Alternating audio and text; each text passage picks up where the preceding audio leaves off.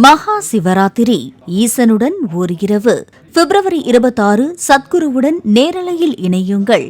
ஒகேனக்கல் காவிரி ஆற்றில் மூழ்கிய இளைஞரை தேடும் பணி 3வது நாளாக நீடிக்கிறது.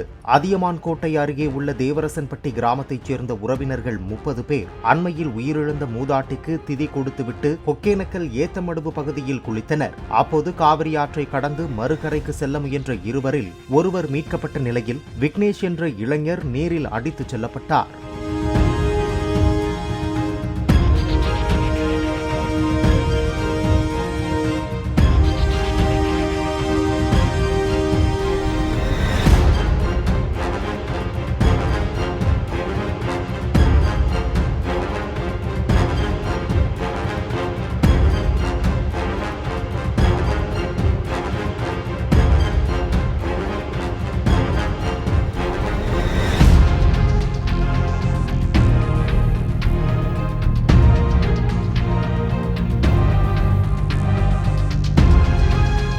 மகா சிவராத்திரி ஈசனுடன் ஓர் இரவு பிப்ரவரி 26 சத்குருவுடன் நேரலையில் இணையுங்கள்.